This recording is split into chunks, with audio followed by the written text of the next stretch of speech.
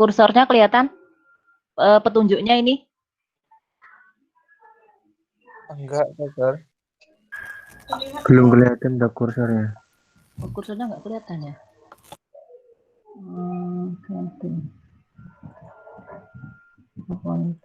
Ini kelihatan ya? Kelihatan dok. Oke. Oke. Ini direkam apa enggak ini? Ampun dok. Sudah direkam. Oke. Kita mulai ya. Bismillahirrahmanirrahim. Assalamualaikum warahmatullahi wabarakatuh.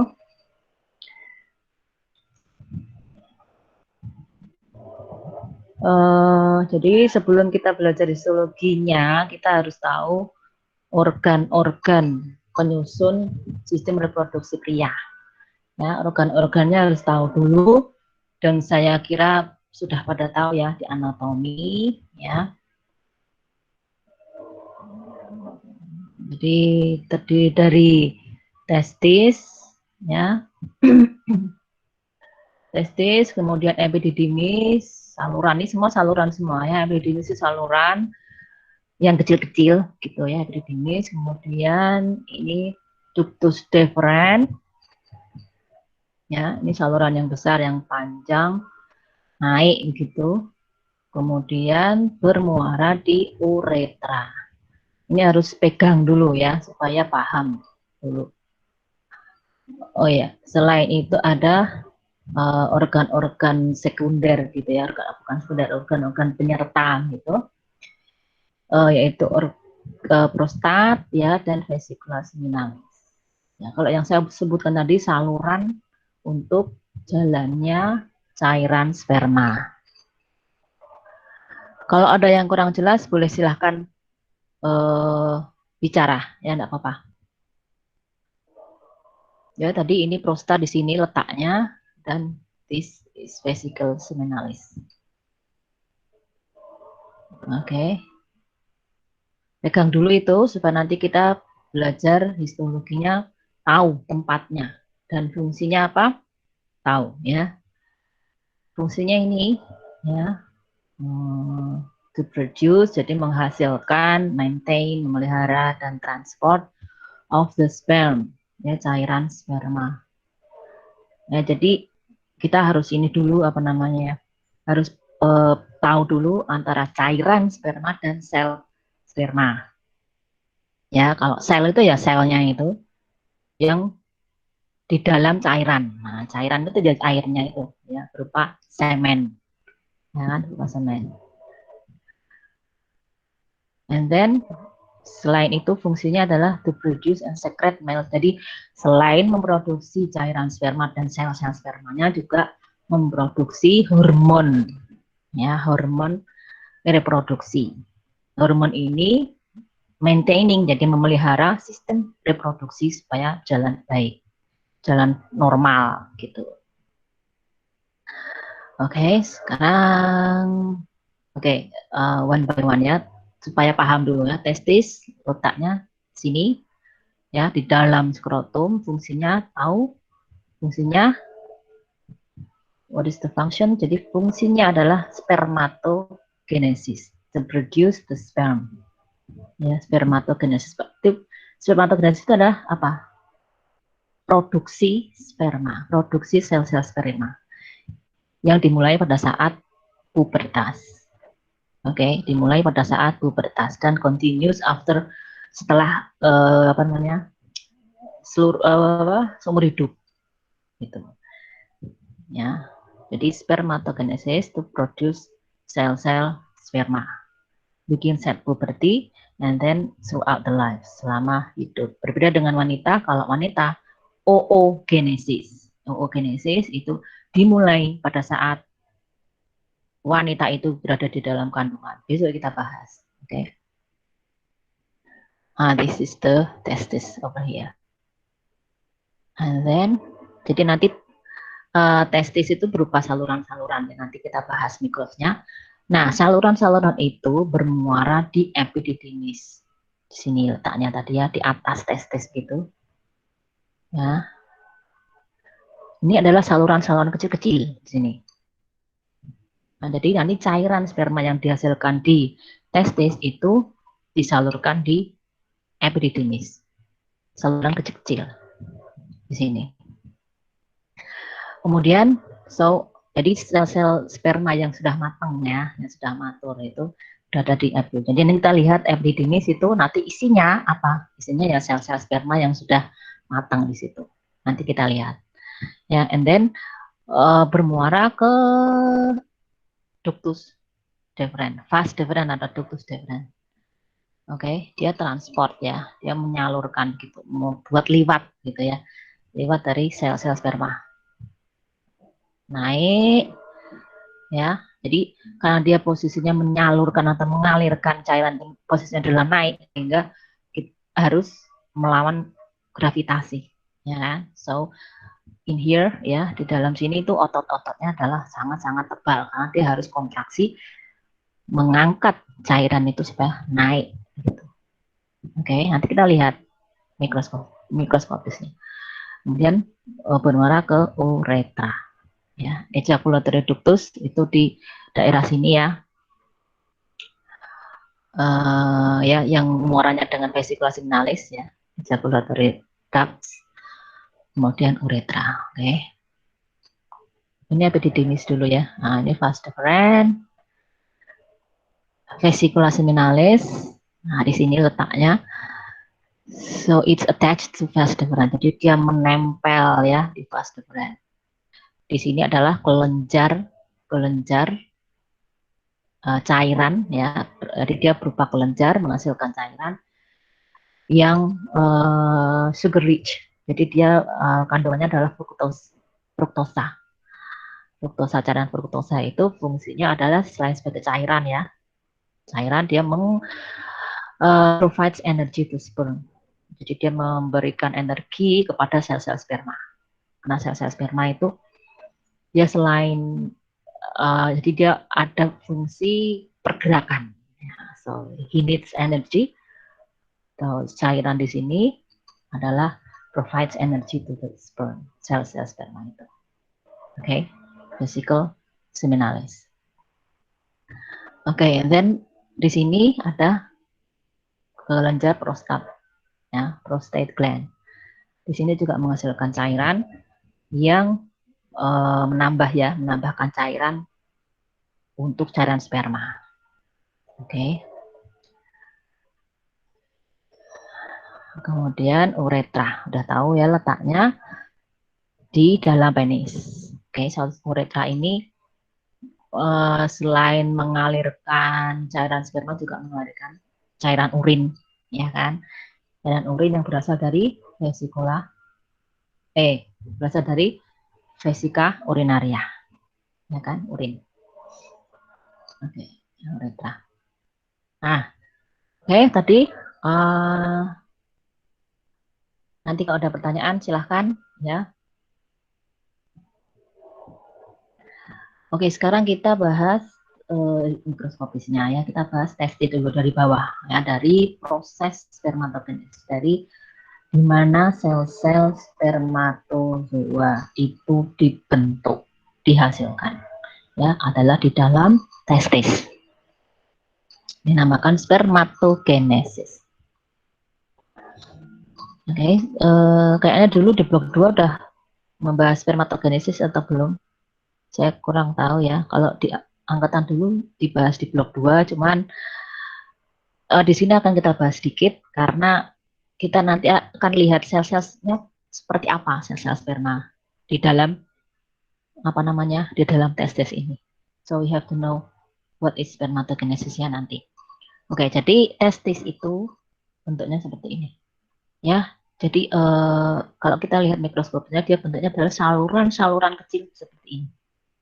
Ya, saluran-saluran kecil berupa pipa itu salurannya yang seperti ini, terkemas gitu, seperti ini ya, dalam suatu lobulus. Jadi ini satu saluran itu terkemas ya, terkemas dalam satu lobulus. Ini lobulus, satu lobulus ya, ini lobulus lagi ya kan, ini lobulus lagi. Oke, so it called testicular lobulus. Ini satu saluran terkemas dalam satu lobulus. Oke, ini adalah tubulus. namanya apa? Tubulus seminiferus. Oke, tubulus seminiferus. Itu adalah saluran kecil-kecil di sini. Dia di sini adalah terjadi proses spermatogenesis di sini. Oke.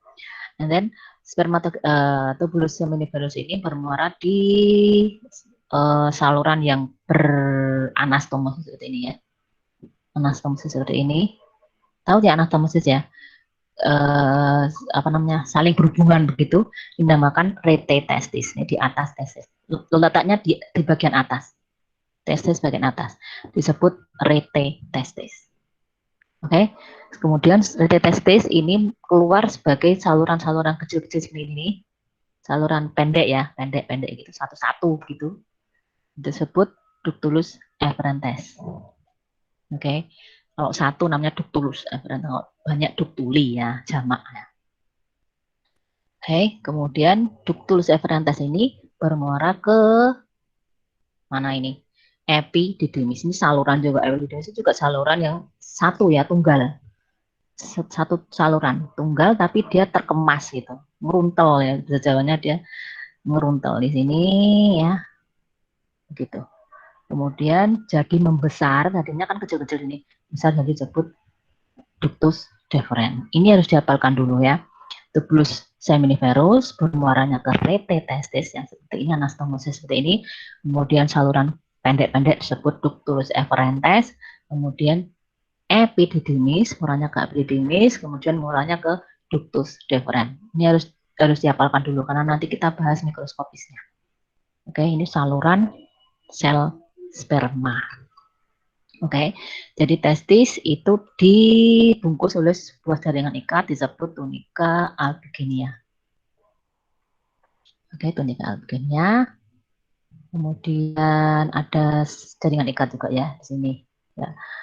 Jadi ini testis itu dibungkus begitu ya oleh sebuah jaringan ikat. Ya. Oke.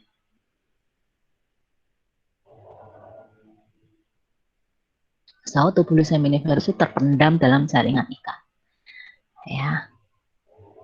Ini tubulus seminiferus, ini terkemas dalam satu tubulus, satu saluran itu terkemas dalam satu lobulus, itu dia terpendam ya. Jadi dia itu berada di dalam jaringan ikat longgar gitu ya. Masih ingat ya histologi jaringan ikat ya. Jadi begitu, terpendam dalam jaringan ikat longgar. Di situ di jaringan ikat itu ada otomatis ya, ada pembuluh darah, pembuluh limfe, saraf, dan ada sel-sel penyerta di situ disebut sel-sel interstisial atau sel Leydig. Oke, tubulus seminiferus tadi sudah saya sebutkan, di situ terjadi proses spermatogenesis. Sel Leydig itu di jaringan ikat tadi menghasilkan hormon androgen testis. Oke, sampai sini ada pertanyaan dulu nggak? Coba kalau nggak ada, coba respon. Ada atau enggak pertanyaan? Belum, dokter. Jadi kalau ada silahkan ya. Oke, jadi tadi sudah sebutkan tubulusnya berkelok-kelok ya. Berawal dari saluran buntu. Oke, ini tadi sudah. Nah, di sini proses spermatogenesis itu. Ya, so this is the tubulus seminiferus, dipotong gitu ya, di penampang melintang gitu ya. Ini lumennya ya. Seperti ini bentuknya tubulus seminiferus. Oke. Jadi nah ini proses spermatogenesis dulu kita bahas dulu. Nanti hubungannya dengan sel-sel di dalam sini. Itu selnya apa saja nanti ya. Nah, kita bahas ini dulu, apa namanya, spermatogenesis sedikit. Oke. So bisa bayangkan ini adalah penampang ini nih ya, tubulus seminiferus ini penampang melintang dari tubulus seminiferus. Ya. So kita ambil satu lapisan ini ya. Bisa dibayangkan ya, satu lapisan ini, satu potongan ya. Satu potongan ini, bukan lapisan, satu potongan ini kita lihat ini ya. So, kita masih ingat proses spermatogenesis itu berawal dari sel spermatogonium. Ya, sel spermatogonium. Itu nenek moyangnya ya istilah apa ya? Awal mulanya dari sel spermatozoa. Itulah spermatogonium. Ya, sifatnya adalah diploid. Ya, jumlah kromosomnya 2N atau 23 pasang atau 46 buah. Nah, masih ingat ya? So, sel-sel spermatogonium itu letaknya di pinggir, ya, di pinggir sini, ya, di pinggir dari tubulus seminiferus. Tuh, spermatogonium. Ya. Kemudian proses spermatogenesisnya itu adalah bagaimana? Pertama dia membelah ya, dia mitosis. Masih ingat ya mitosis ya. Jadi sel spermatogonium itu jenisnya ada dua. Ada yang jenis A, ada yang jenis B. Sel spermatogonium. Yang jenis A itu dia mitosis menjadi spermatogonium lagi.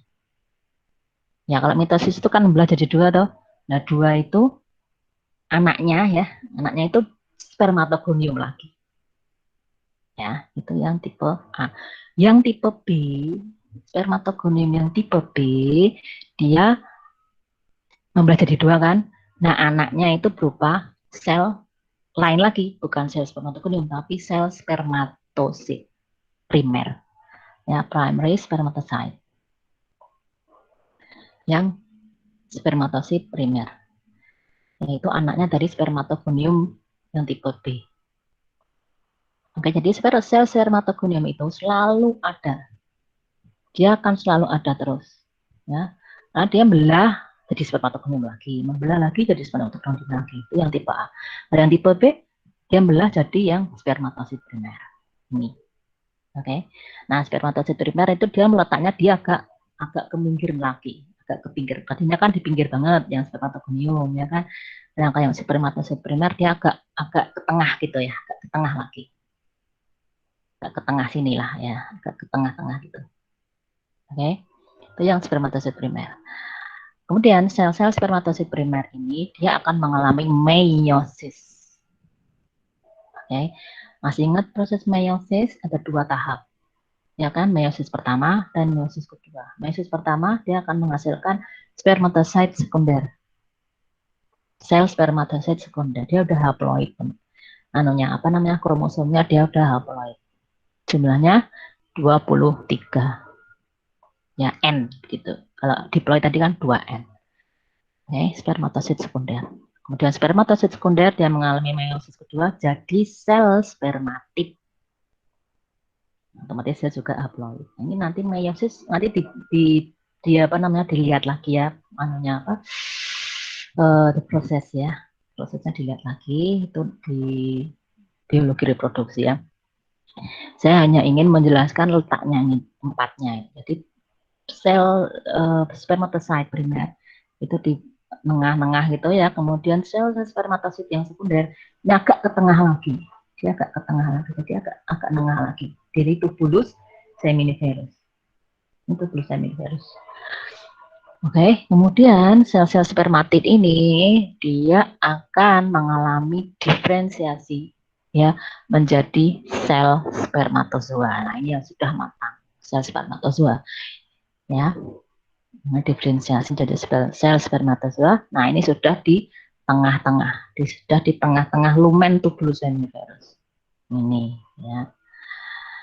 Jadi bisa dibayangkan ya bahwa sel-sel sperma, sel-sel gamet ya, sel-sel gamet itu adalah sel kelamin. Dari sel sperma itu seperti itu. Dari yang belum matang itu di pinggir, semakin matang dia ke tengah, semakin matang lagi dia ke tengah lagi, semakin matang lagi. Kemudian yang sudah matang berupa sel spermatozoa yang ada ekornya, ada bagiannya itu adalah letaknya di lumen di tengah dari tubulus seminiferus. Oke, ya ini. Jadi nanti kalau kita lihat penampang tubulus seminiferus, kalau ada pertanyaan yang di sebelah sini, itu sel-sel apa? Kira-kira sel-sel spermatogonium. Agak ke tengah, jadi pastikan sel spermatosit yang primer. Karena kalau yang spermatosit sekunder itu jarang ada. Jarang ada di tubulus seminiferus. Karena apa? Karena dia proses meiosis ini cepat. Artinya apa? Dia spermatosit primer, dia belah jadi spermatosit sekunder, ya kan? Nah, setelah jadi spermatosit sekunder, dia akan cepat membelah lagi jadi spermatid. Jadi hampir dipastikan spermatosit sekunder itu jarang ada ya di dalam tubulus ini, karena dia cepat berubah jadi spermatid. Jadi yang agak tengah-tengah sini bisa dipastikan sel-sel spermatid di sini, yang tengah sini sudah berupa sel-sel spermatozoa. Nah, sel-sel spermatozoa ini karena dia ada flagel, dia cepat bergerak keluar dari tubulus seminiferus. Oke, mudah-mudahan bisa dipahami.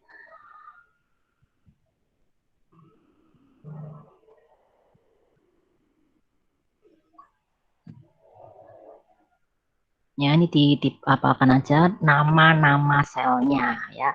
Spermatogonium, spermatosit primer, spermatosit sekunder, menjadi sel-sel spermatid. Ini semua adalah sel ya. Sel spermatid, kemudian sel spermatid diferensiasi menjadi sel-sel spermatozoa. Proses itu disebut spermiogenesis. Jadi spermatid, sel-sel spermatid yang berubah menjadi sel spermatozoa disebut prosesnya ya, disebut spermiogenesis. Oke. Ini tadi spermiogenesis. Proses spermiogenesis itu perlu saya bahas atau enggak? Saya kira nanti dibaca sendiri ya, di blok 2 dulu pernah ada. Prinsipnya adalah spermatid, sel spermatid bentuknya seperti ini. Saya bahas morfologinya aja ya. Jadi sel spermatid bentuknya seperti bulat gitu, ya, yang tadinya bulat, kemudian dia organel-organelnya dia yang bergerak gitu, yang satunya ke bawah, yang satunya ke atas gitu ya. Kemudian nanti ada sentriol di situ, sentriol yang ada membentuk tail ya, ekor. Ya. Kemudian mitokondrianya, organel-organel mitokondria. Mitokondria dia akan bergerak ke bawah ke ekornya ini ya, seperti ini nantinya. Kemudian ini nanti menjadi leher. Kemudian sitoplasmanya ini kan sitoplasma yang pink ini sitoplasma dia akan keluar, akan apa? Keluar jadi residu, dia akan difagosit. Ya. Begitu. Nah, jadi bentuknya akan seperti ini endingnya. Jadi ini apa namanya? Inti selnya. So, ini inti sel ya. Ini inti sel. Inti selnya jadi seperti ini. Sitoplasmanya hilang ya. Ya nggak hilang semua sih. Tapi hilang lah, berkurang gitu ya. Kemudian mitokondrianya di leher gitu. Mitokondria, tahu mitokondria itu untuk apa? Untuk energi ya. Nah, jadi dia menggerakkan tailnya ini, flagelnya ini dari mitokondria ini, ada energinya di sini maksudnya. And then this is the tail. Oke, dibaca sendiri. Proses penelitian ada 3 fase ya, dibaca sendiri nanti ya. Saya hanya lihat manunya apa, morfologinya saja dari tubulus seminiferus. Oke, selain itu tubulus seminiferus ya. Ini sel-sel spermatogonium. Jadi sel-sel spermatogonium itu lebih gelap begitu ya. Karena dia lebih besar ya, otomatis inti selnya juga besar. Jadi dia mengikat warna ungu ya, lebih ungu besar-besar gitu, gelap. Sel spermatogonium di pinggir. Ini semakin ke tengah, sel-sel spermatosit primer dan sel-sel spermatosit sekunder. Di sini. Kemudian agak ke tengah lagi nih sel-sel spermatid. Kemudian ini lumennya adalah sel spermatozoa. Gitu. Ini terlihat anunya ya, apa nama flagelnya ya, apa ekornya ya.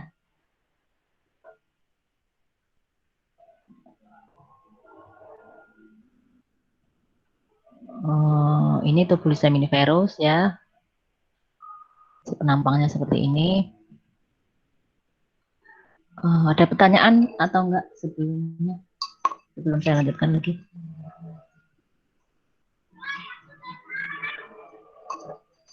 Ada pertanyaan? Belum, Dok. Belum, oke.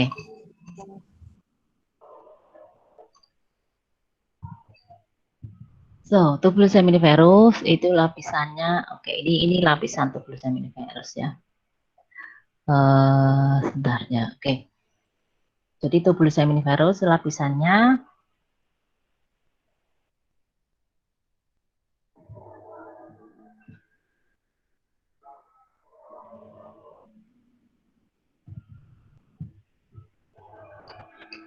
jadi bisa dinalar ya. Namanya tubulus tuh di sini ada apa namanya, untuk tubulus seminiferus ini adalah dibungkus oleh jaringan ikat, ya, jaringan ikat fibrosa. Kemudian, oh ya, di pinggir setelah jaringan itu ada jaringan otot polos, ya, ada otot polos di sini. Setelah jadi jaringan ikat itu pembungkusnya ya, pembungkus gitu, bungkus tubulus ini. Kemudian otot polos, mioid, sel-sel mioid ya.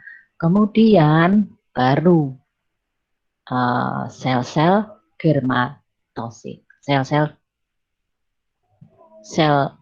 Jadi di buku disebut epitel germinal, itu maksudnya adalah epitel ya. Jadi begini, tubulus itu kan suatu saluran, namanya saluran kan mesti kan dilapisi oleh epitel ya, di mana-mana kan gitu ya, histologi ya. Namanya tubulus saluran ya, atau rongga atau apa, itu mesti mukosanya itu mesti epitel ya kan. Nah, kalau di tubulus seminiferus ini epitelnya tuh ya epitel germinal. Jadi ini dikatakan epitel. Ya, boleh dikatakan epitel. Nah, namanya epitel germinal.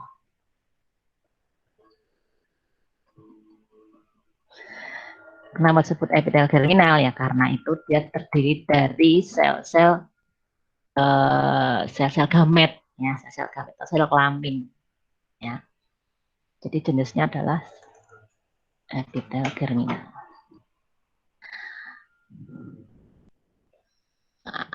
Oke, jadi di buku ada disebut sel epitel. Jadi sel epitel itu di situ ada dua jenis sel. Maksudnya selain epitel, selain sel-sel spermatogenik, ya, itu enggak maksudnya.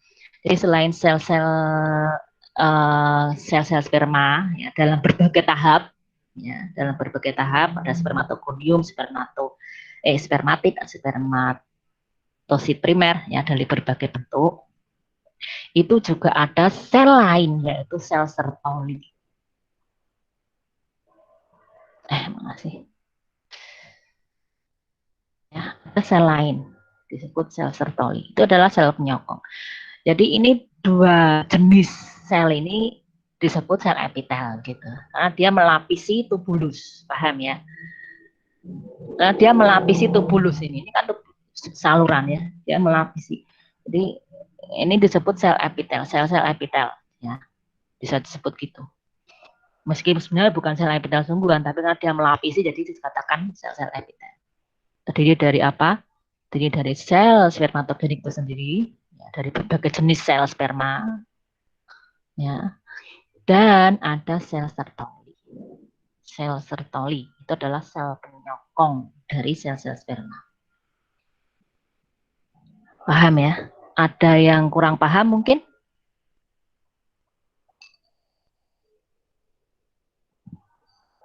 Ada yang ingin ditanyakan dulu? Dokter izin bertanya. Iya, silakan. Cuma menegaskan aja, itu berarti untuk yang sel Sertoli itu kan termasuk sel epitel. Itu berarti letaknya ada di lapisan epitelnya saja, Dok? Apa? Nah, oke.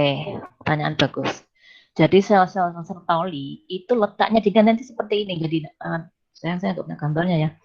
Jadi dia nanti letaknya dia di pinggir-pinggir gitu, di sela-sela. Tapi bukan menyela di bukan ini namanya apa ini? Bukan menyela di sini, melintang gitu, tapi dia membujur gitu. Namanya apa? Jadi letaknya di pinggir gini ya. Dia apa? Bukan melintang begini letaknya, tapi dia seperti ini. Jadi, seperti membelah gitu. Ini nih. Ini sel Sertoli ini. Ya, letaknya di sini, ada yang di sini, ada yang di sini gitu. Dan di sini ada yang di sini, di sini begitu. Jadi dia nggak baris mengapa seperti menghalangi gitu enggak. Kalau dia letaknya menghalangi gini, kan nanti kan dia dari sel spermatogonium, di spermatosit primer, spermatid. Dan kalau nanti kan prosesnya spermatogenesis kan semakin ke tengah-tengah gitu kan. Kalau dia letaknya menghalangi gitu, dia akan terhalang nanti proses spermatogenesis dia akan terhalang. Jadi dia letaknya di melintang gini, namanya melintang ya, melintang membujur gitu. Ya di pinggir-pinggir ini. Nah, nanti fungsinya apa nanti kita bahas. Ya, jadi letaknya di situ. Ya, paham, Mbak? Sudah dok, terima kasih. Oke. Cuman nanti di preparat memang agak susah ya kalau kita menentukan ini sel sertolinya yang mana itu. Memang ya. Nah, ini histologi apa preparat ya. Ini tubulus virus. Kayaknya kurang kurang rapi memang ya. Nah, ini sel-sel spermatogonium ya. Ini ya pokoknya yang besar-besar di pinggir sudah itu spermatogonium. Oke. Oh ya, ada sel lidik masih ingat ya? Letaknya di jaringan ikat. Jaringan ikat di luar tubulus virus. Ya. Jadi nanti jangan keliru kalau sel lidik itu letaknya di jaringan ikat di luar tubulus virus. Sedangkan sel-sel sertoli ya itu adalah penyokongnya dari sel-sel sperma di dalam tubulus virus. Itu sering walik-walik ya teman-teman itu ya ujian bingung sel lidik mana sel sertoli mana apa nama teorinya ya balik-balik. Jadi jangan bingung. Sel sertoli adalah sel penyokong, sel di dalam tubulus virus letaknya. Ya, dia fungsinya adalah menunjang, namanya penyokong ya. So it's like apa namanya bodyguard gitu ya. Namanya penyokong seperti bodyguardnya ya. So dia menunjang, melindungi, mengatur nutrisi spermatozoa yang sedang berkembang. Nah ini tadi letaknya ya Mbak. Saya punya gambarnya ternyata. So ini paham nggak ini? Ini dindingnya ya. Ini di dalam tubulus virus di dalam. Ini dindingnya ya tadi saya sebutkan ada jaringan ikat ya. Di sini dindingnya berupa jaringan ikat ya. Kemudian ada sel-sel mioid adalah sel otot ya. Jadi sel ototnya di sini di bawah jaringan ikat ini. Kemudian lamina basal ya biasa di bawahnya jaringan itu adalah lamina basal. Apa dibaca lagi nanti tentang jaringan ikat, oke? Di blok 3. Nah, kemudian ini sel sperma dalam berbagai tahap. Nah, sel sertoli itu letaknya di sini. Jadi dia di pinggir gitu. Dia nggak mungkin letaknya membelah gitu. Maksudnya di antara di sela-sela dari sel-sel spermatos, sel-sel sperma yang sedang berkembang nggak mungkin. Dia kalau di sini letaknya dia akan namanya menghalang enggak, tapi dia di pinggir sel sertoli. Oke.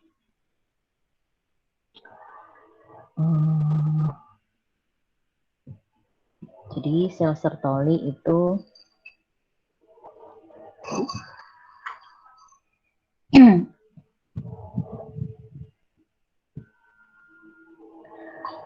membentuk sawah testis dan darah. Oke. Dia kan penyokong ya, jadi membentuk sawah testis. Artinya dia seperti menyediakan ya menghubungkan sel-sel spermatozoa yang sedang berkembang itu dengan darah ya, sumber nutrisinya maksudnya oksigen nutrisi gitu. Kemudian dia ada kemampuan untuk fagositosis. Fagositosis tahu ya? Fagositosis. Jadi dia memakan ya, memakan apa? Memakan dari masih ingat proses spermiogenesis masih ingat? Nah, dia akan memakan sitoplasma dari sel-sel spermatid yang berubah menjadi sel spermatozoa.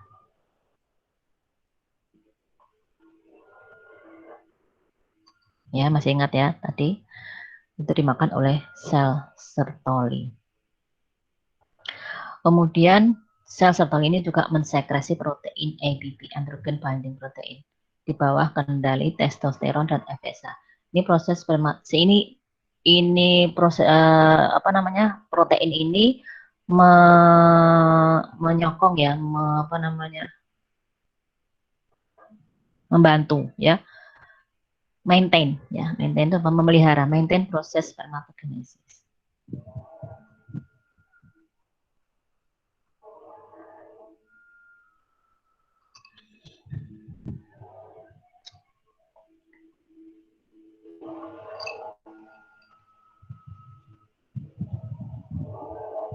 Oke, kemudian jaringan ikat, ya, tentang jaringan ikat interstitial testis itu yang jaringan ikat yang di luar tubuh seminiferus. Tadi masih ingat ya, tubuh seminiferus itu terpendam di dalam jaringan ikat.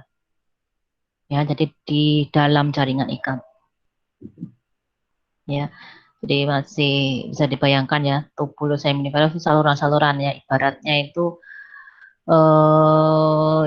mie. Mie kan seperti saluran ya. Mie itu dimasukkan ke dalam kuah. Nah, mie dimasukkan dalam kuah. Nah, kuahnya itu adalah jaringan ikat, mie-nya itu adalah tubulus seminiferus. Jadi itu ya ibaratnya jaringan ikat itu yaitu kuahnya itu. Nah, itu di dalam situ, di dalam kuahnya itu ada pembuluh darah, ada pembuluh limfe, ada saraf, dan ada sel lidik. Tadi sudah saya jelaskan ya.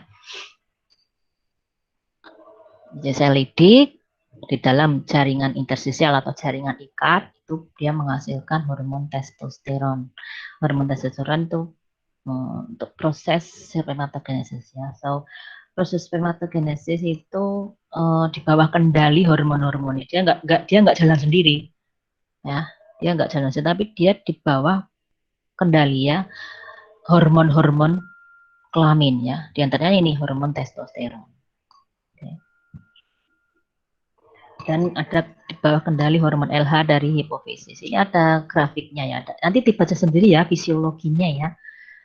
Nah, fisiologinya proses spermatogenesis itu bagaimana, ininya apa yang mengendalikan hormon-hormonnya itu atas pengaruh hormon apa saja itu, jadi dibaca lagi ya. Ada hormon LH dari hipofisis dari otak ya, yang atas ya, dari otak itu dia menghasilkan hormon LH. Hormon LH itu nanti akan merangsang ya proses akan merangsang terproduksinya hormon testosteron nanti akan merangsang proses spermatogenesis. Jadi ini ada itu nanti dibaca sendiri ya, silakan. Proses ini aktif saat pubertas. Tadi sudah saya jelaskan, saat pubertas mesin ini ya, mesin hormon ini dia akan mulai aktif until when, sampai meninggal dunia. Ya. Oke. Nanti dibaca sendiri ya tentang fisiologinya, saya nggak bahas kelamaan nanti. Oke, tadi tubulus seminiferus ya mengalir ke tubuli recti atau tubulus rectus, itu berupa saluran pendek begitu. Kemudian bermuara ke retitesis. Tadi ada gambarnya sudah. Gambarnya mana? Nah, tadi ya. Tubulus seminiferus, itu tubulus rectus ya. Tubulus rectus berupa, maksudnya itu ini kan berupa uruntal di sini ya, lobulus ya. Nah, kemudian dia keluar gitu berupa satu saluran kecil gitu ya, pendek maksudnya. Tubulus rectus. Nah, kemudian tubulus rectus dari berbagai lobulus, nah, ini menyatu menjadi retitestis. Kemudian keluar satu-satu menjadi ductus efferentes, dan jadi satu saluran tunggal adalah epididymis.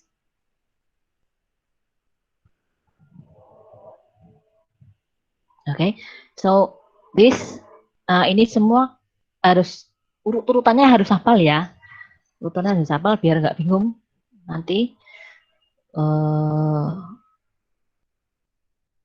Harus dihafalkan aja lah begitu ya.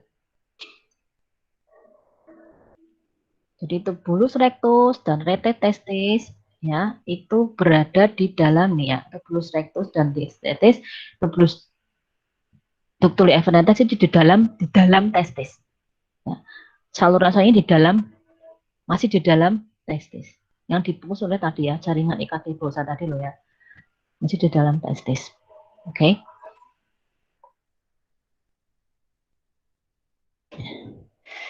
Sorry, sebentar.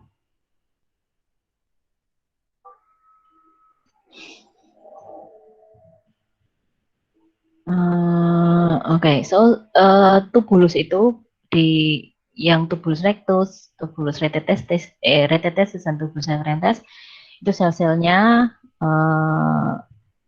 maksudnya dia di situ kan sudah nggak ada spermatogenesis ya, tidak ada proses spermatogenesis di situ, so it's only hanya sel spermatozoa saja. Ya, so no spermatogenic cells, artinya sudah nggak ada sel spermatik di situ, udah nggak ada sel spermatogonium apalagi ya, udah nggak ada lagi. Ya, so it's only spermatozoa yang sudah matang. Ya, spermatozoa saja. Jadi tubulusnya itu dindingnya itu berupa epitel ya, epitelnya adalah epitel kuboid. Ya, ya epitelnya sudah kuboid. Kemudian masih ada sel setolit di dalamnya, masih ada sel setolit di dalamnya. Kemudian dikelilingi oleh jaringan limfa, pembuluh darah dan seledik otomatis ya, karena di situ ada jaringan ikat. Jadi masih di dalam testis, ya masih terpendam di dalam kuah tadi saya ibaratkan ya. Jadi masih di dalam testis, masih terpendam di dalam kuah mie tadi ya, di dalam jaringan ikat ya, atau jaringan intersisial. Ya, jadi otomatis ada selidik di situ, ada pembuluh darahnya.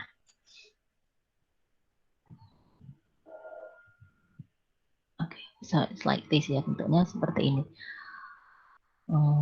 Septa itu pembatas ya, pembatas dari lobulus. Ini kan lobulus. Septa itu jaringan ikat ya, jaringan fibrus. Oke, ini retetestis ya. Nah, kemudian ada testis, ini bermuara ke satu saluran. Artinya bukan satu, banyak gini ya, tapi satu-satu gitu. Oke, kemudian bermuara ke epididymis. Epididymis itu adalah satu saluran sebenarnya. Ya, sebenarnya hanya satu. Jadi dari saluran yang banyak ini dia akan menyatu menjadi satu saluran. Disebut epididymis. Ya, jadi jangan salah, epididymis itu saluran banyak, enggak. Tapi it's only one saluran, ya, it's only one tubul. Tapi dari ductuli efferentes bermuara ke ductus epididymis. Disebut ductulus epididymis. Ductul itu artinya pipa ya. Ductuli epididymis ya pipa, itu epididymis. Nah, epididymis itu bagiannya ada bagian head, kepala, and then bagian body, and then tail. Kepala, body, dan ekor. Itu anatomi ya. Ada bagian kepala. Nah, ini seperti apa histologinya? Seperti apa histologinya sudah. Oke. Kalau yang head ya.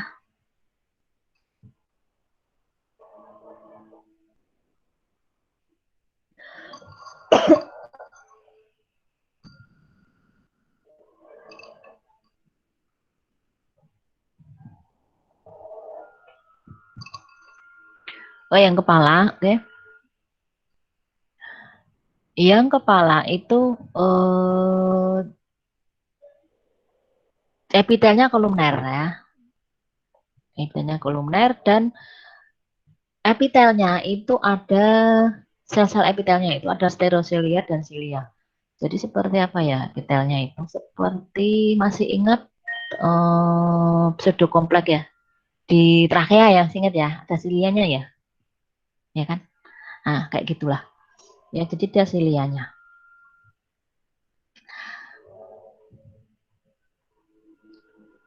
Dan silianya ada disebut stereo, jadi bedakan silia dengan stereosilia. Stereosilia itu maksudnya silia yang agak panjang gitu lah. Ya, dia agak panjang pokoknya, tapi dia bukan fili. Ya. Kalau fili itu panjang lagi seperti usus, tapi dia lebih panjang daripada silia dan lebih pendek daripada fili. Gitu ya. Disebut stereosilia. Ini berperan dalam pengambilan dan pencernaan badan-badan residu. Jadi kadang-kadang ada residu-residunya ya dari sperma, dari sel-sel sperma ya, karena proses spermiogenesis tadi ya, yang mana residunya tadi kan dimakan atau difagosit oleh sel Sertoli ya kan, tapi kadang-kadang masih ada sedikit ya residu-residu yang belum termakan oleh sel Sertoli. Nah, sel stereosilia ini kah yang seperti membersihkan gitulah ya, jadi membersihkan gitu. Kalau silia di saluran nafas kan dia membersihkan udara dari polusi gitu. Tapi kalau ini dia seperti membersihkan residu-residu dari proses spermiogenesis itu. Oke. Kemudian ada lapisan otomatis ya, ada lapisan setelah epitel, bawahnya biasanya otot ya. Ya ada lapisan muskularis. Lapisan otot ini fungsinya apa? Fungsinya dia mendorong cairan sperma ya supaya dia keluar. Ya, jadi kontraksi itu dia seperti push ya, jadi seperti apa? Mengeluarkan gitu ya, menekan itu ya, menekan cairan supaya keluar seperti odol itu ya. Tapi kan kalau dipencet itu kan dia odolnya keluar, nah seperti itulah. Oke. Nah, kalau yang di daerah epididymis, daerah badi, daerah badan dan ekor, highly coil. Jadi di situ dia tubusnya ya, salurannya itu coil berkelok-kelok ya, lebih berkelok-kelok. Ya. Di sini juga berkelok-kelok sih, tapi di daerah sini, di daerah badi ini lebih berkelok. Nanti lihat gambarnya. Oke. Epitelnya masih ada stereosilia, oke. Dan ototnya di sini, di badi ini lebih tebal. Ada 2 lapis. Lihat gambarnya. Oke, fungsinya maturation, storage, dan transport ya. Otomatisnya maturasi ya, semakin mematangkan sel-sel spermatozoa. Kemudian storage ya, mengumpulkan atau menampung begitu ya, menampung sel-sel spermatozoa, cairan spermatozoa, dan transport ya, mengantarkan keluar. Bisa dinalar ya kalau fungsinya. Oke. So this is ya epididymis, daerah head, body, and tail. Ini head. Oke.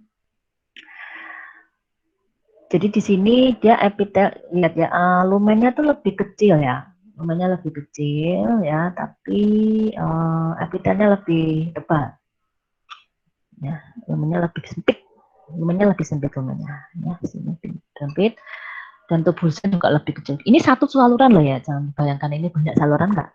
Ini satu saluran, tapi dia berkelok-kelok, terkemas gitu. Nah, jadi ini saling berhubungan. Jangan dibayangkan kalau ini salurannya ini satu saluran, ini saluran yang lain, bukan. Ini adalah satu saluran yang terkemas di dalam epididymis ini. Oke. Itu. Kemudian yang daerah tail ya, lumennya lebih lebar. Jadi di daerah tail ini ototnya lebih tebal, tapi lumennya lebih lebar ini. Epitelnya masih koluner, tebal, lebih pendek gitu. Kemudian di daerah tail ini dia lebih storage ya, dia lebih menampung gitu ya. Nah, dia kan di bagian bawah. Ya kan, tail itu kan di bagian bawah. Masih bisa dilihat gambarnya tadi ya. Jadi kalau yang head dan body itu kan di atas. Bagian atas, tail itu kan di bawah. Jadi dia lebih menampung, kayak gravitasi ya. Dia menampung. Jadi dia fungsinya lebih menampung begitu dari sel-sel spermatozoa. So lumennya lebih lebar seperti ini. Ini isinya sel-sel spermatozoa. Oke. So, nanti kalau ada pertanyaan, ini pertanyaan sangat-sangat simpel ya. Epididymis ditunjuk seperti ini isinya apa? Masih pada bingung. Isinya adalah apa? Sel-sel spermatozoa. Nah, bukan sel spermatid, bukan apalagi sel spermatogonium, nggak ada ya. Ini adalah sel-sel spermatozoa. Pertanyaan paling simpel tapi pasti pada salah. So harus dipahami ya. Jadi nggak perlu dihafalkan tapi dipahami. Oke. Okay? Nah, ini tadi ya. Jadi head itu di atas, yang tail di bawah. So ini ya, lumennya lebih lebar nih ya. Dan lebih coiled ya, lebih apa? Lebih berkelok-kelok ya yang tadi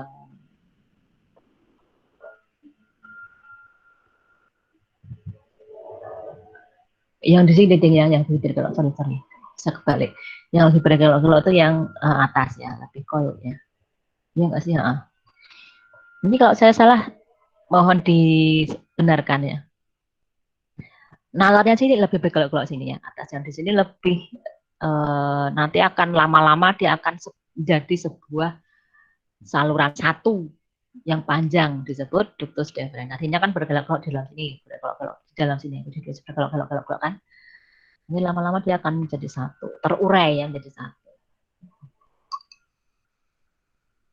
Oke.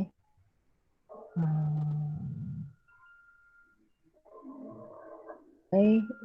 Nah, ini kira-kira yang daerah body atau tail yang daerah body atau head mana, yang tail mana. Nah, so ini yang tail ya, dia lumennya lebih lebar, sedangkan sini adalah body, lumennya kecil, ya, lumennya lebih kecil.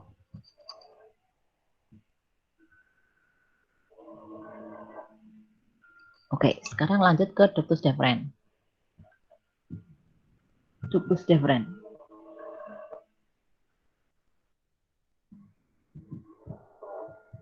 Ya, ductus deferens, satu saluran ya. Sebuah saluran panjang dan besar ya. Ya nggak besar banget. Ya maksudnya lebih besar daripada awalnya dia kecil-kecil. Ya. Dia lebih besar. And only one, which is up ya, dia naik, coming up ya.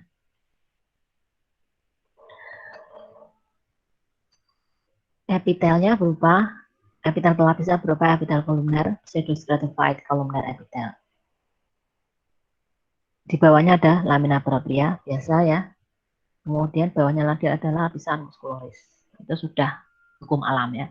Epitel, lapisan mukosa, lapisan muscularis ya, dan serosa itu sudah hukum alam ya kan.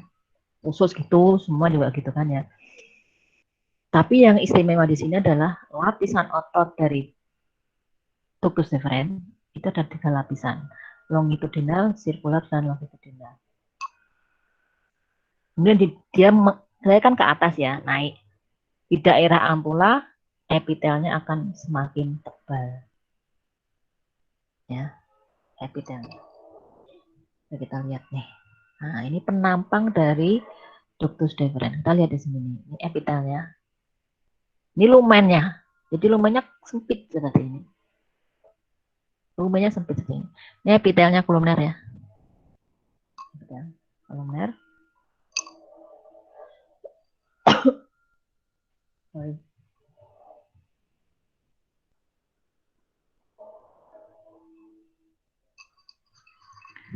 Ya, ini epitel, ini lumennya. Nah, ini lapisan muscularis sangat-sangat tebal. Ada 3 lapis ya. Longitudinal, sirkuler, dan longitudinal. Batasnya nggak begitu kelihatan ya. Jadi ada 3 lapis. Tiga posisi. Nah, posisi longitudinal dulu. Longitudinal, sirkuler, dan longitudinal. Posisinya. So, why the muscles are so thick? Kira-kira kenapa kok tebal? Sangat-sangat tebal. Ya, dan lumennya juga sangat sempit. Ini berhubungan dengan fungsinya dia menekan, ya, dia kontraksi. Ini kalau bilang kontraksi, dia akan cepat menekan cairan sperma ke atas, melawan gaya gravitasi cairan spermanya itu. Ya, jadi memang Allah tuh sudah menciptakan sedemikian ya. Jadi cairan sperma yang berasal dari epididymis bawah tadi kan epididymis, yang ekor, ya kan, tertampung di situ, ya kan. Nah, dia apabila cairan sperma naik itu disemprot naik gitu ya, itu dari kontraksi otot ini.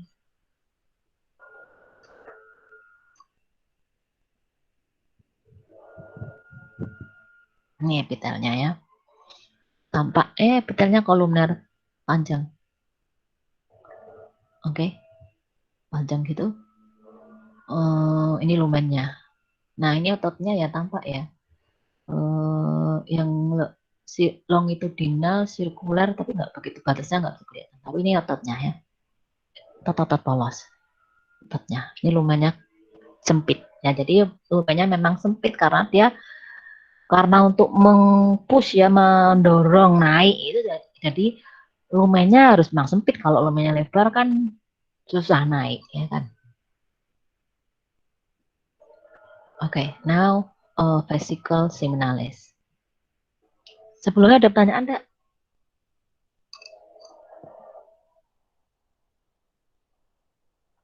Ada pertanyaan?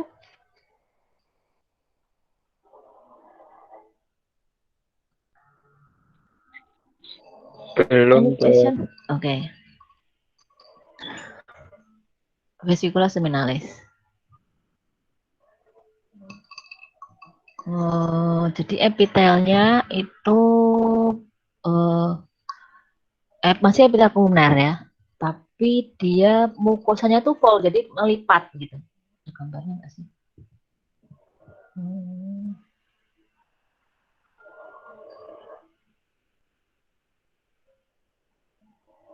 Jadi epitelnya itu berlipat, bentuknya melipat gitu.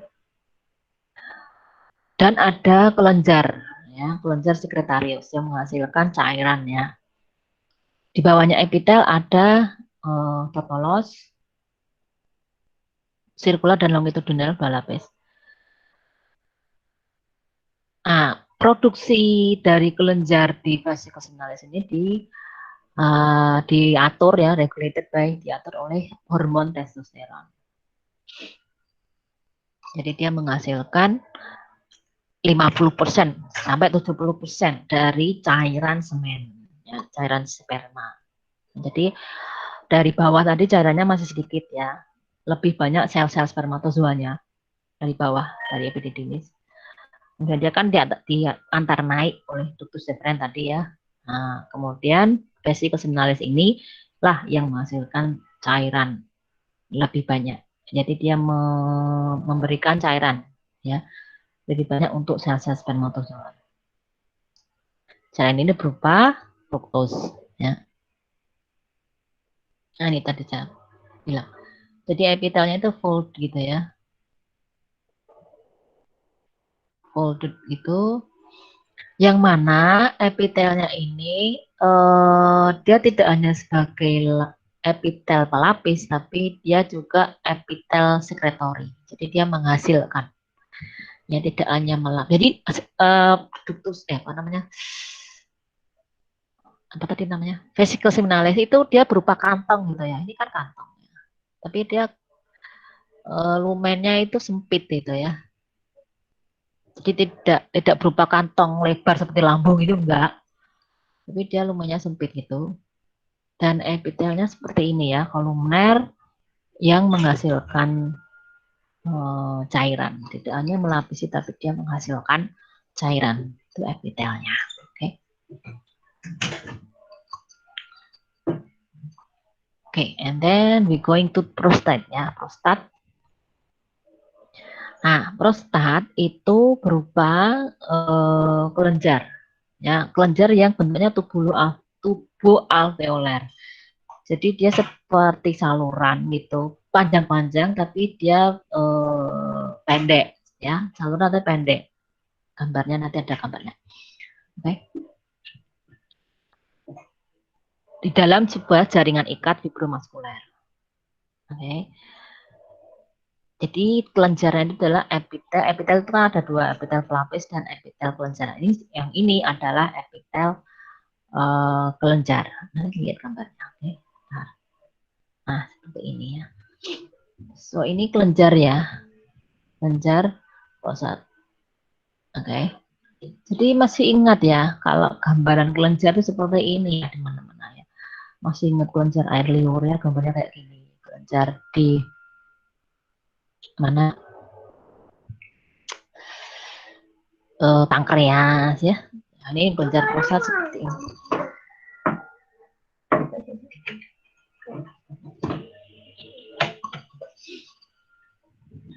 Oke, nah kelenjar ini di dalam jaringan ikat.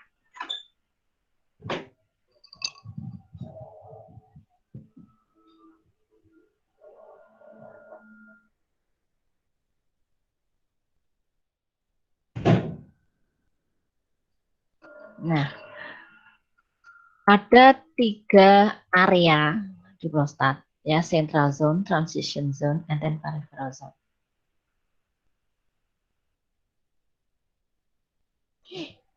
Yang tengah adalah central zone. Ini panahnya salah ya. Central zone itu di tempat muaranya itu. Jadi tubul alveolar. Jadi kelenjarnya itu seperti ini ya. Ini kan kelenjar-kelenjar, dia akan bermuara dalam satu ductus. Nah, kemudian dia akan disalurkan ke central zone. Jadi dari ada yang di peripheral, ada yang di transisional, ada yang di central. Nah, jadi peripheral ini kelenjaran ini, maaf ya, agak kurang jelas ya ini ya gambarnya. Nanti bisa dilihat di buku ya. Nah, dia akan mengarah menuju ductus, mengarah ke sentral semua. Yang di peripheral juga gitu, mengarah ke sentral semua. Oke. Nah, yang transisional ini daerah transisional yang kuning ini transisional. Itu di situ memegang peran penting karena di situ itu sering terjadi proses BPH. BPH itu apa? Naik prostate hyperplasia. Ya, naik prostate hyperplasia. Hyperplasia jinak prostat. Jadi pembesaran prostat.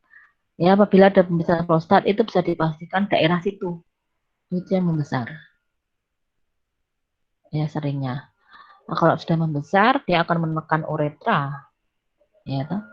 Nah, menekan uretra sehingga pipisnya terganggu. Nah, ini kan uretra. Kan ini bisa dibayangkan ya, ini vesicula seminalis toh. Ya, ini ductus deferens. Ya. Ini kan uretra.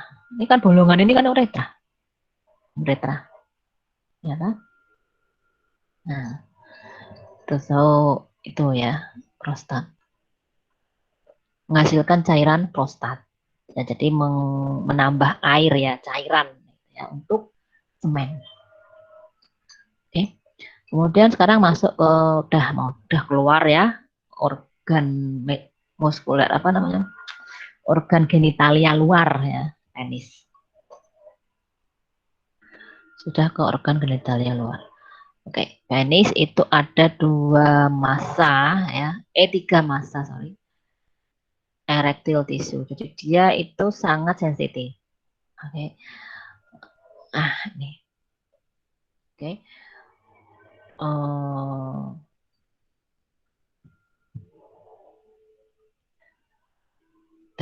Dari luar dulu mungkin ya. Jadi penis itu dibungkus oleh suatu jaringan ikat namanya tunica albuginea.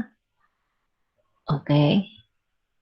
Kemudian ada massa seperti ini, yaitu adalah corpus cavernosum. Jadi corpus cavernosum itu sebenarnya adalah pembuluh darah. Ya, so it's only artery ya, pembuluh darah. Pembuluh darah yang apa namanya terkemas gitu ya di dalam sini. Oke. Dan ini apabila pembuluh darah di sini melebar, ini akan keras ya. Nah, jadi di situ ada pembuluh darah, ada jaringan ikat di sekelilingnya. Pembuluh darah ada berupa atau space-nya ya, space-nya itu berupa jaringan ikat. So, apabila dia penuh ya, artinya penuh darah, ya, dia akan mengeras sehingga terjadi proses ereksi. Ya, ada 2 korpus cavernasum dan bawahnya adalah korpus spongiosum. Oke, dalam korpus spongiosum ada uretranya, ya kan?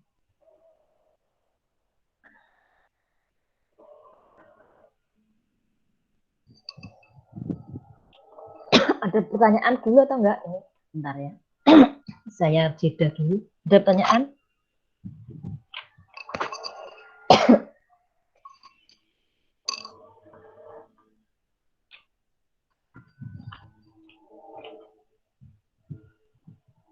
Ada pertanyaan atau enggak?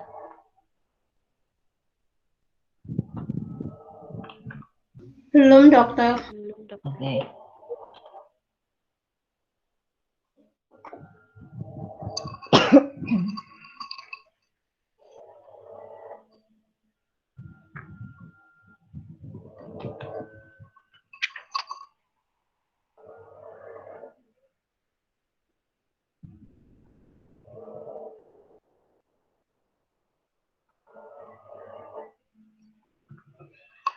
Jadi perdarahan arteri di penis itu dari arteri pudenda ya, dari arteri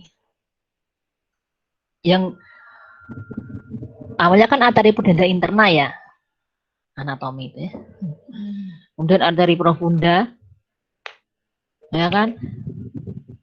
Arteri profunda itu nanti akan cabang-cabang jadi arteri nutritif dan arteri helicinia. Arteri nutritif itu yang mensuplai oksigennya dan makanan ke trabekula di mana? Penis ini. Ya. Dan arteri helicinia, ya, itu ada 2, arteri nutritif dan arteri helicinia. Dan yang nutritif itu yang memberi makan atau memberi nutrisi ke trabekula, ke mana jaringan penis itu sendiri, ya, jaringan cavernosum, corpus cavernosum itu dan corpus spongiosum. Sedangkan yang arteri helicinia itu akan bermuara ke mana? Tadi saya bilang, ya, space dari di antara pembuluh darah ya, di ruang-ruang cavernosa. Itu. Ya, jadi apabila tadi saya sudah jelaskan ya, itu proses hemodinamik ya yang dikendalikan oleh saraf, otot-otot arteri dan otot polos di apa namanya, di rongga vaskuler penis itu. Ya, apabila penuh dia akan ereksi gitu. Jadi ininya apa namanya? Salurannya ya, saluran itu dari arteri ya kan, terus ke sinus atau space tadi ya, trabekula, kemudian dia ke vena, baru ke vena. Jadi apabila dilatasi arterinya itu otomatis sinusnya ya, atau pembuluh atau apa, arteri dan jaringan ikat sini atau space-nya tadi dia akan penuh ya, dilatasi. The sinus is filled with blood, ya, penuh dengan darah, arterinya penuh dengan darah atau ya penuh dengan darah, dan sinusnya atau space-nya tadi penuh dengan darah, sehingga terjadi ereksi.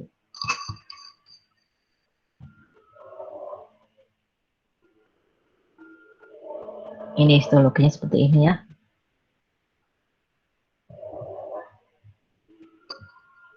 Oke. Sekarang uretra, kita bahas uretra itu ada yang di bagian pars prostatica, ini anatomi ya, ada yang di bagian pars membranosa, ada yang di bagian pars bullosa, dan yang pars bullosa dan pendilosa itu letaknya di corpus spongiosum di penis itu ya, di penis, di corpus spongiosum. Uretra epitelnya silindris bertingkat, kolumner.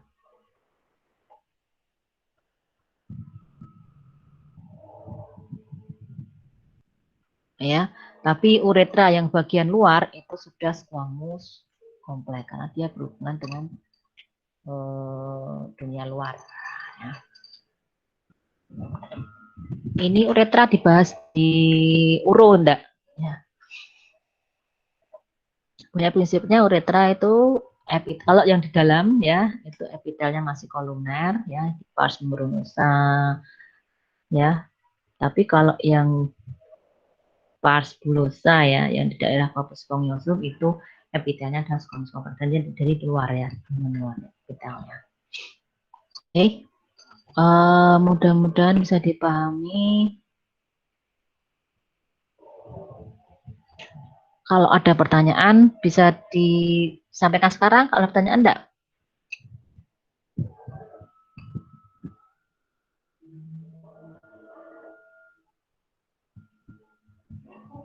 Any question?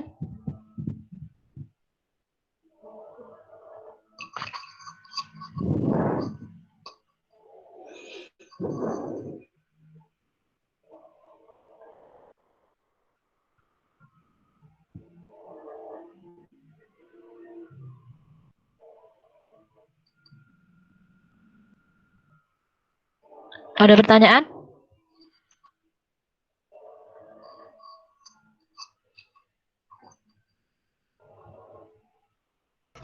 Belum, dokter.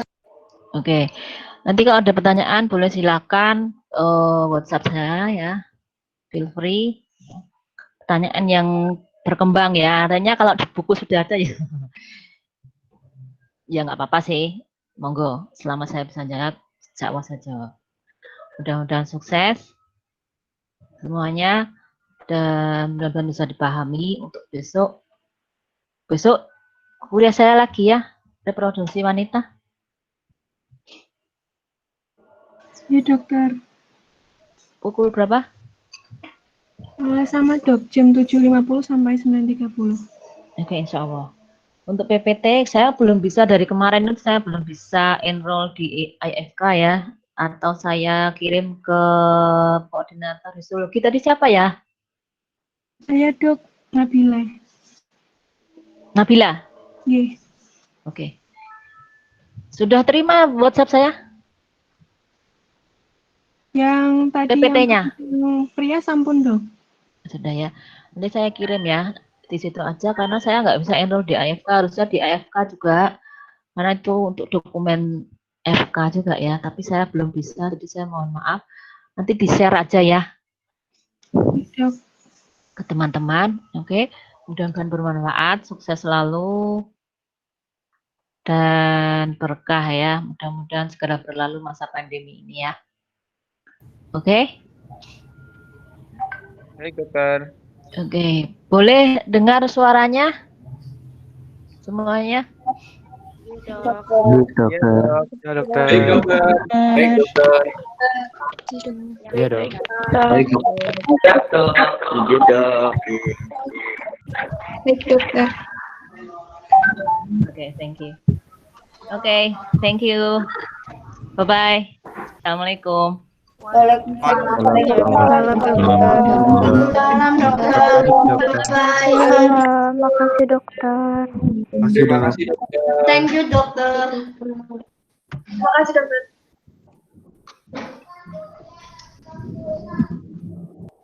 Makasih dok.